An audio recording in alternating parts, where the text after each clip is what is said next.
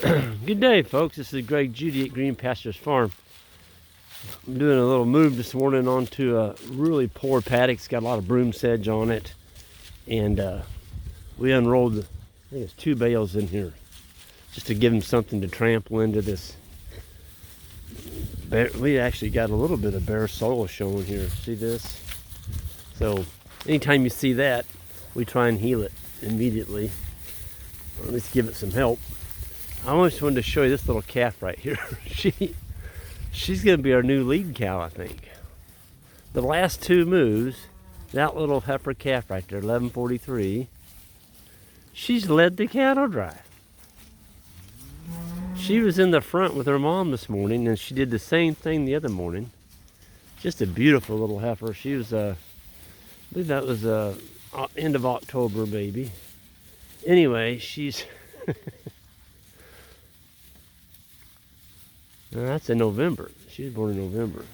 That's her mother right there.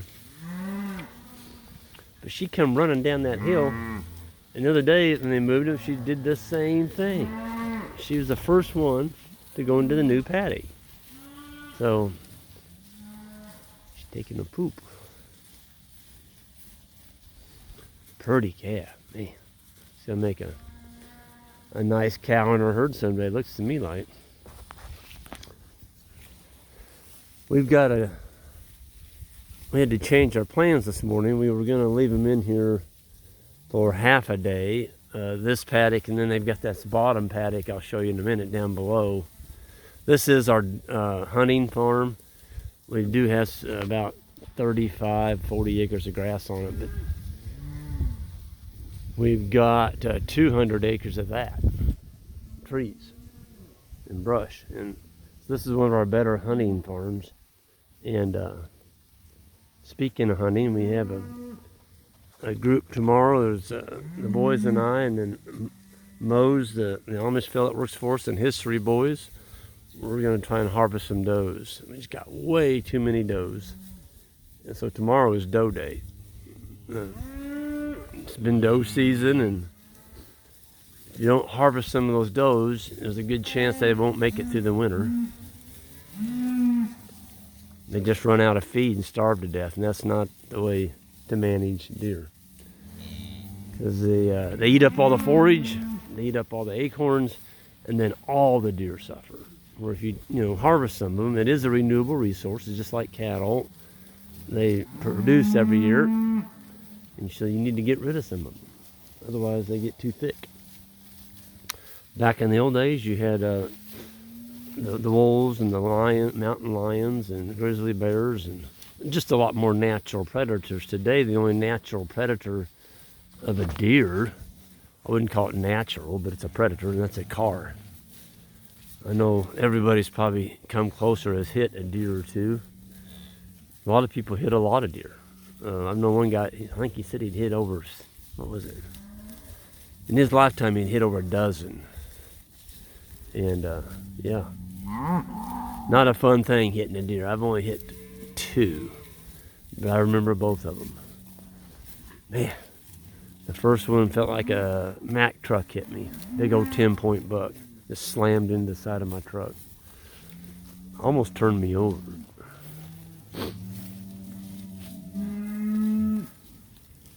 Yeah, so a lot of you all took it to heart when I said you need to sign up for your bulls. The list is getting full, and I can't believe it. I think we're going to be sold out of bulls. I've never sold out of bulls this early, but they're going quick. And so there's a lot of proactive people out there that want to get the right size cows, and the way to do that, you've got to use a bull that's in that 11 to 1,200 pound range. You don't want to use a 2,000 pound bull. You'll never get a 1,000 pound cow.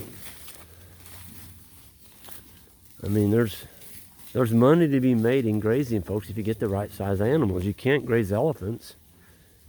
Well, you can, but you better have a big grain bunk and have access to a lot of cheap grain, because they're going to need it to get it through the winter. Otherwise, they're going to get thin on you and they won't breed back. The money in livestock is right here. It's the grass and a little bit of, we didn't have to give them hay this morning, but I wanted to heal this spot, or at least get some carbon on it. It's pretty darn good grass. A lot of them aren't even eating the hay. They're just out here eating the grass. You see this plant right here, though, folks. This is broom sedge right there. And broom sedge is a sign of acidic acid soil. It's also a sign of low phosphorus. Very low pH soils and a lack of phosphorus. We did put down some lime here late last fall, and it's helped. I can tell it's helped. There's some grass in here now. Before there wasn't anything in here. So, yeah, you just got to start the healing process. You can see that's one of our deer stands right up there on the horizon. You can see it between those two trees. We've got camouflage on that. Cattle will be gone. We may have somebody sitting in that in the morning. There's another one down in the bottom. This is where I harvested my 30-pound wild turkey a couple of years ago. It's just a really beautiful place back here. It's wild.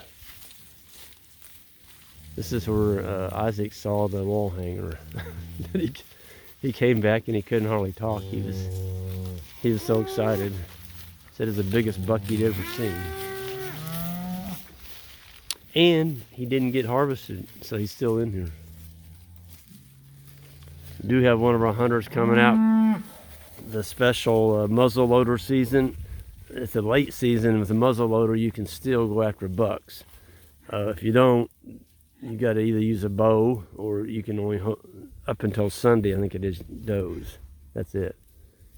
But man, the cattle look good. We're gonna be going right up through that brush over there.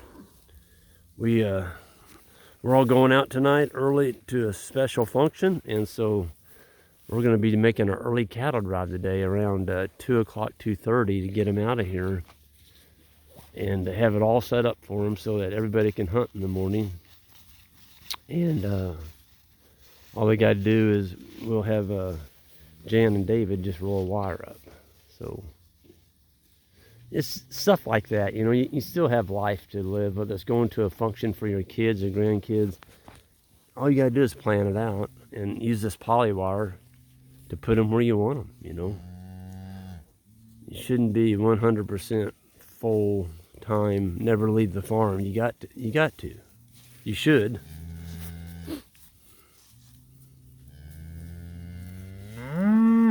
And I feel for people that can't experience this type of life structure every day. And I was reading where everybody, you know, it's the COVID thing extending and going on. People are getting depressed and anxiety and a lot of bad things, you know, mental disorders and popping pills. It's like, man, if everybody could just have exposure to this once a day or twice a day, there wouldn't be any anxiety. You'd be satisfied. It's very peaceful. We had a guy here, Wes, from Idaho. Him and his wife and kids came out and they were standing in the herd. We just fed them, moved it onto a paddock, and he said, I've never been around a herd of cattle that is this quiet. Y'all hear anything? I mean, everything's just content. Whether they're chewing on that good hay we unrolled, or they're out here. Well, no, there's a cow probably bawling for her calf, but I mean, they're not madly running around screaming at us and bawling, and to me, that's stressful. This isn't stress. This is the opposite of stress. So, yeah, being around contented animals is a very peaceful thing. And with that, I'm going to go ahead and sign off. We're going to get ready for the drive tonight. Or not tonight, this afternoon. And we're actually going to go see the Budweiser Clydesdales Christmas show. It's being held down about 40 minutes. They have the Clydesdale farm over here by Boomville, and they're having specials. Where you can go in there and they have the Christmas lights up, and you can tour the Clydesdales where they keep them, and they give a talk about them. And I think they have some hors d'oeuvres and stuff like that. And course, if you want, you can try out their products, the Budweiser, you know, the Budweiser beer or whatever. But anyway, I'm really looking forward to seeing the Clydesdales. I've never seen them up close. I've seen them in parades. They are a beautiful set of horses, and I think they got a 500 or maybe it's 800 acre farm over there, and these horses have a pretty nice life. But it'd be neat to see that and see how they've got it all set up for people, and bringing the interns with us, and we're going to have a good time. And we're going to go have pizza afterwards. So everyone have a good weekend, and wish everybody happy and healthy holidays ahead, and be safe out there, and we'll see you down the road.